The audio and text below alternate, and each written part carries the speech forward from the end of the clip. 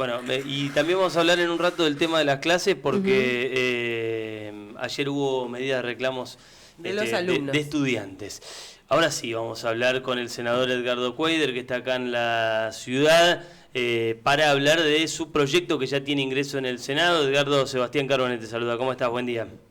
Hola Sebastián, ¿cómo estás? Buenos días. Contanos un poco, esto ya tiene ingreso en el Senado. Sabés que llegás en un momento muy candente del tema en Gualeguaychú por los cortes de luz. Digo, la inmensa mayoría de la gente está esperando que se haga algo. ¿Esto sirve, Edgardo, más allá de los recursos para los entrerrianos, para las inversiones en el sistema? Esto puede servir, sí, porque al cambiar el sistema tarifario, en realidad no cambia el sistema de tarifa de cómo Nación, digamos, Secretaría de Energía y demás establecen eso, porque es una modificación mucho más grosera, digamos, en lo que hace a la ley de marco regulatorio energético, pero sí sirve, por un lado, para bajar la tarifa desde el punto de vista del impacto impositivo que genera. Por otro lado, desde el punto de vista de las regalías, también porque aumenta el valor del pago de lo que se le paga a Salto Grande, por lo tanto genera más excedentes y más regalías, y eso va afectado a tarifa eléctrica. Al tener un impacto tan fuerte de aprobarse la ley en los términos que está redactada, habría una baja en la tarifa eléctrica sustantiva, lo que permitiría mejorar lo que por ahí reclaman las cooperativas eléctricas, que es el VAD, y que también aducen que al estar bajo el VAD o no en los términos que ellos quisieran, les resta margen para hacer inversiones, ¿no? Entonces, bueno, ahí vamos a ver el tema de lo de la problemática que tienen muchas distribuidoras con respecto a este tema de las inversiones, ¿no? Que provocan cortes. Yo no digo que eso sea el motivo del problema de Gualeguaychú en este momento, es una cuestión general. Lo de Gualeguaychú en este momento creo que es parte de un problema que va más allá, es parte de que el sistema nacional está colapsado. Ayer hubo consumo récord de energía, récord a valores históricos, y que además provocó casi un colapso del sistema del SADE, digamos, nacional, al estar saturado por el alto consumo de energía debido también al clima de calor, ¿no? El intenso calor. Eso ha provocado mayor consumo y sobre todo también las líneas recalentadas, ¿no?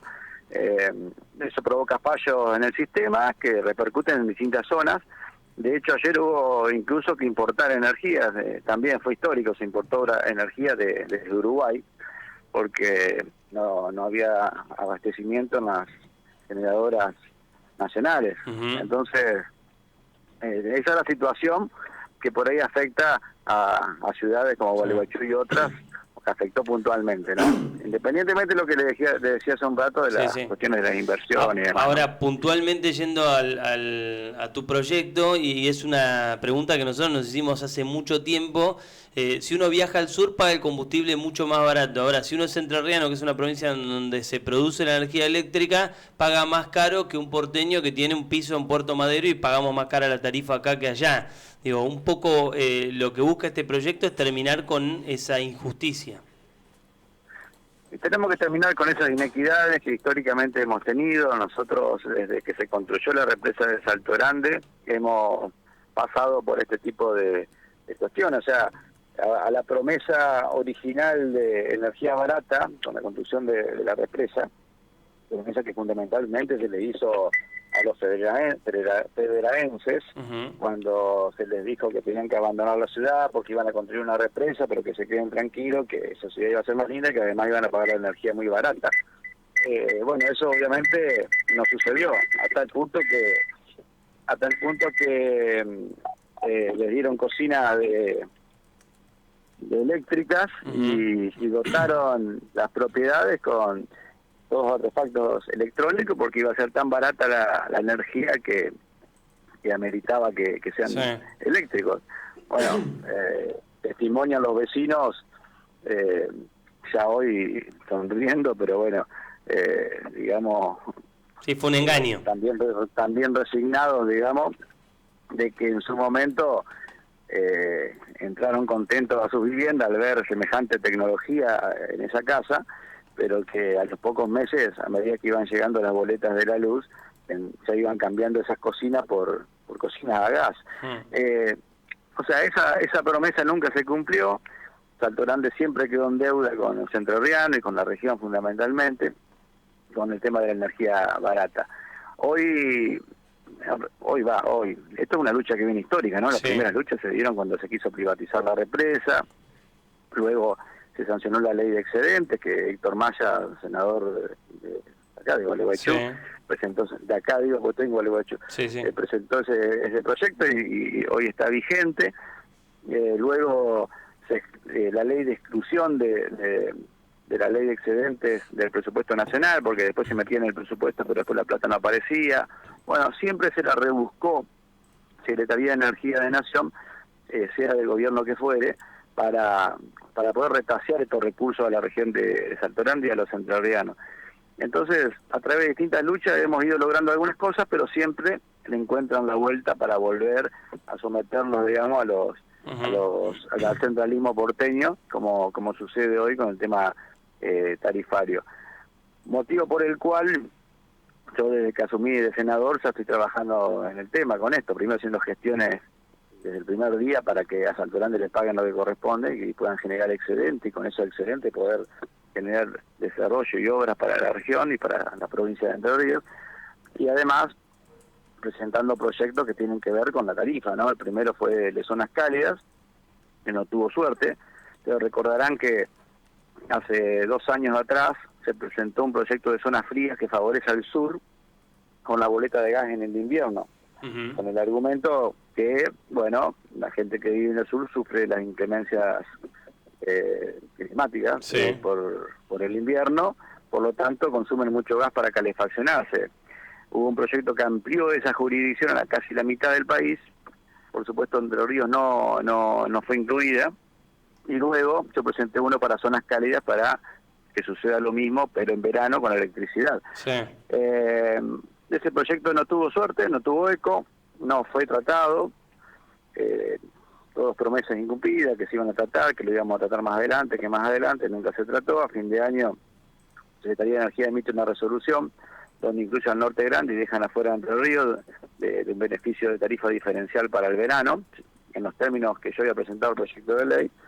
Y por supuesto pongo de manifiesto mi rechazo y mi malestar por esta situación discriminatoria para la provincia de Entre Ríos.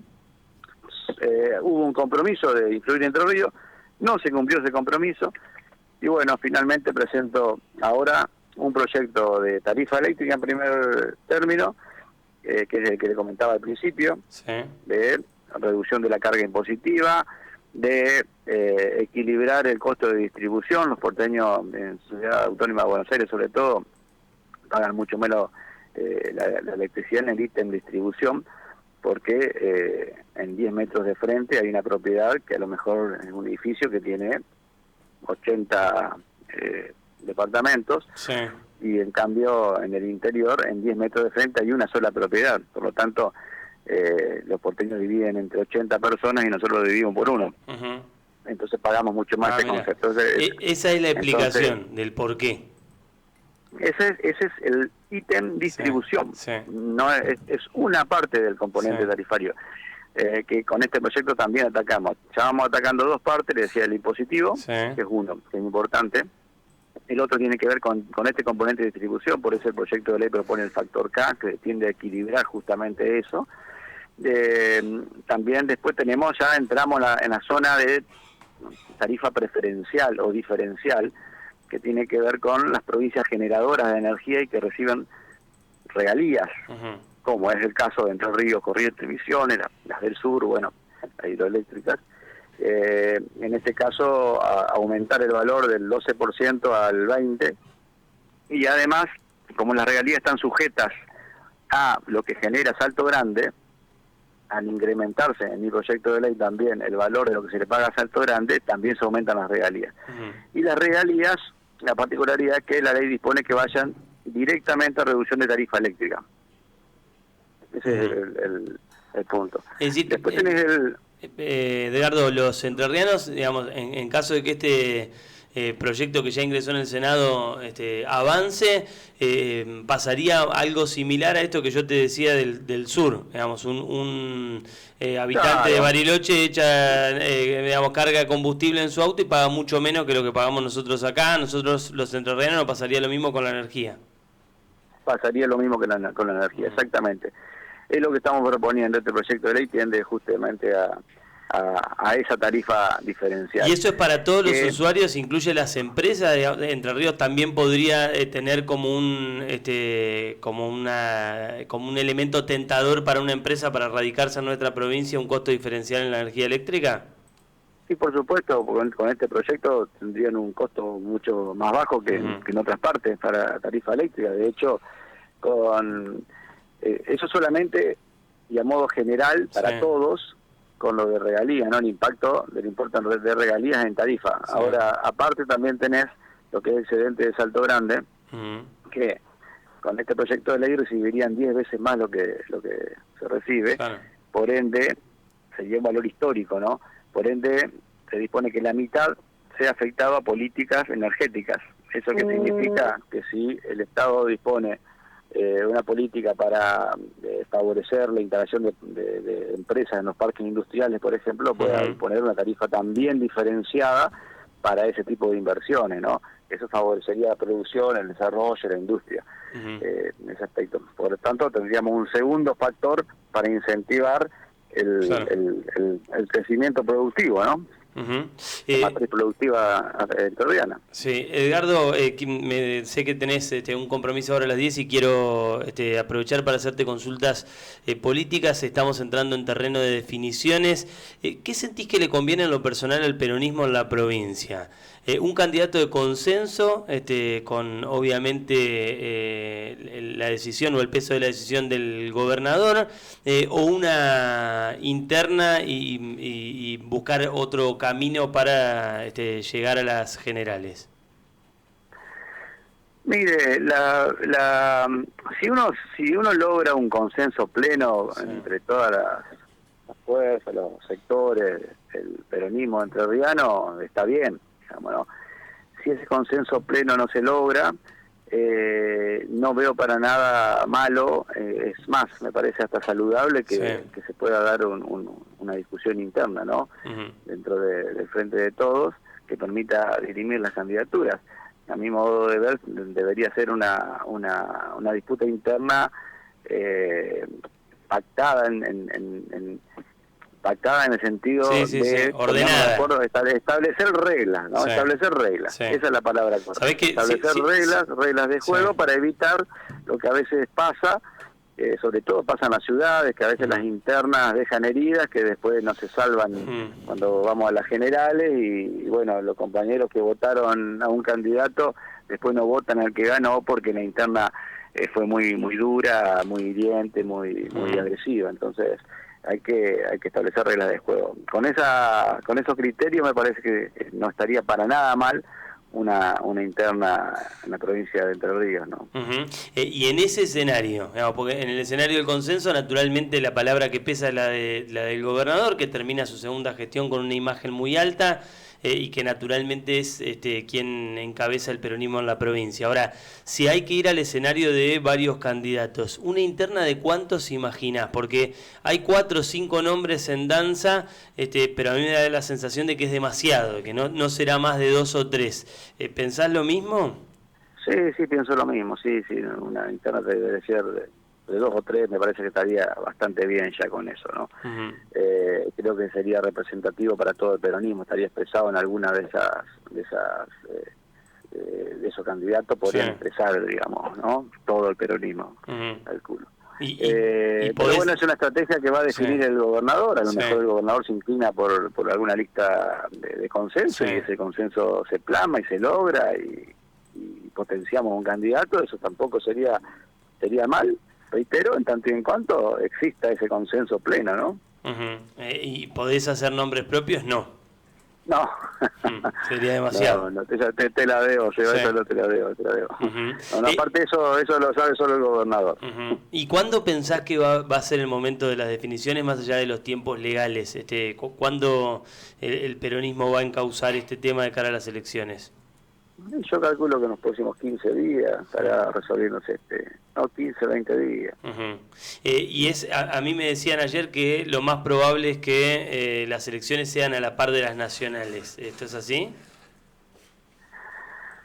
Es una definición que está aún por resolverse, ¿no? Uh-huh. Ahí podemos opinar y hacer análisis, pero todavía no está resuelto eso tampoco. Uh-huh. Yo creo que esa resolución va a ir un poco de la mano con también la estrategia, digamos, interna o no.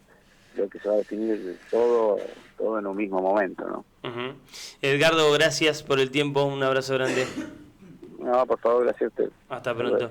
Edgardo Cuader, el senador Edgardo Cuader, con nosotros hablando, primero de este proyecto que es muy interesante, que lo que busca es reducir la tarifa eléctrica para los entrerrianos. ¿Cuántas veces hablamos de la diferencia en las tarifas en otras cosas, ¿no? De cuánto paga un habitante de Neuquén el combustible y cuánto lo paga un entrerriano. Bueno, de hecho, cuánto lo pagamos nosotros acá y cuánto lo paga un porteño en Buenos Aires, que paga, no sé, creo que hoy la diferencia está en 15 o 20 mangos al litro. Sí, es un montón. ¿O más?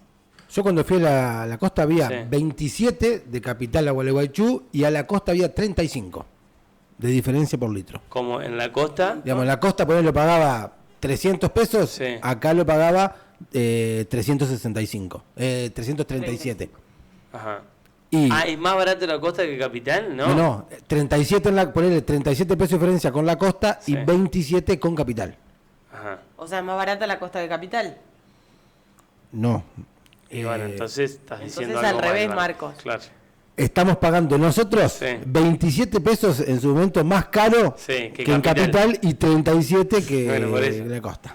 Entonces es más barata la costa, Marcos. Claro, Marcos. Parecemos Kicillof, pero si pagamos 27 pesos más que en Buenos Aires, o sea, y 37 más que en la costa, de la costa vamos a dar un ejemplo. Acá no sé cuánto sale el litro, ponele acá sale 300 pesos, en Buenos Aires sale 3.27. No. Vamos a hacer así. En la costa somos un grupo de... Escuchame una cosa.